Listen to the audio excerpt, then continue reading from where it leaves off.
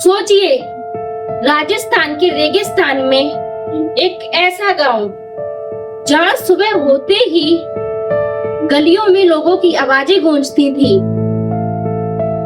घरों में चूल्हे जलते थे, मंदिरों में पूजा होती थी, गलियों में बच्चे खेलते थे। पर आज वहां पर सिर्फ खंडर, टूटी दीवारें और एक अजीब सी खामोशी फैली हुई है।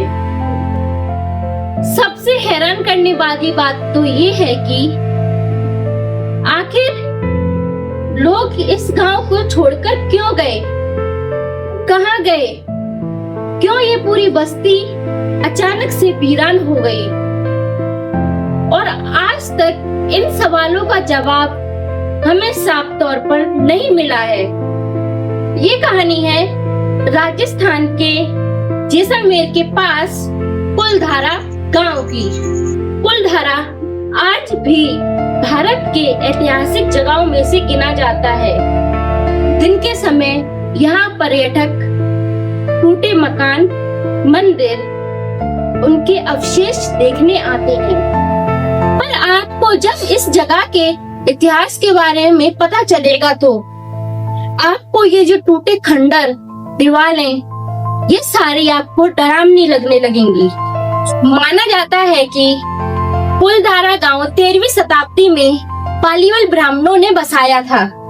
यह जीवन जीना बहुत ही कठिन था, तो लोगों ने अपनी समझदारी से यह पानी व्यवस्था और व्यापार की व्यवस्था करके अपने जीवन को आगे बढ़ाया। कुलधारा अकेला गांव नहीं था, इसके आसपास कई बस्तियां थी और यहाँ पर पालीवाल समुदाय का प्रभाव बहुत ही बड़ा था। कई वर्षों तक सब कुछ सामान्य रहा, लेकिन फिर समय बदला।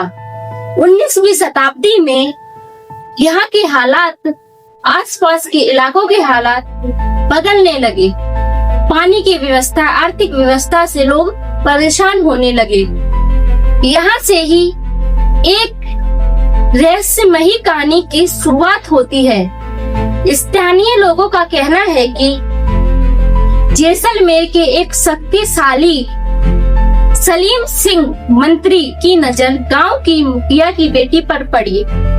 वह उससे विवाह करना चाहता था, लेकिन गांव वालों ने उसकी इच्छा को स्वीकार नहीं किया। तो उसने गांव वालों को धमकी दी, उन पर दबाव बनाया। कल्पना कीजिए, एक तरफ पूरा गांव है और दूसरी तरफ सब ताकत और ताकत रखने वाला व्यक्ति जो अपनी ताकत से कुछ भी कर सकता है। तो गांव वालों के पास दो परिस्थिति आई थी कि वो चाहते तो उसके सामने झुक जाते, और एक परिस्थिति ये थी कि वह अपनी बेटी, अपने गांव की इज्जत बचा के अपने घरों को छोड़कर चले जाएंगे। तो एक रात गांव के बुजुर्गों ने एक मीटिंग की। उस मीटिंग में उन्होंने ये फैसला लिया कि वह रातों रात ये गांव खाली कर देंगे और यहाँ से दूसरी जगह चले जाएंगे। रातों रात पूरा गांव खाली हो गया। आसपास की 84 उसमें बस्तियां शामिल थीं, वो सारी खाली हो गईं।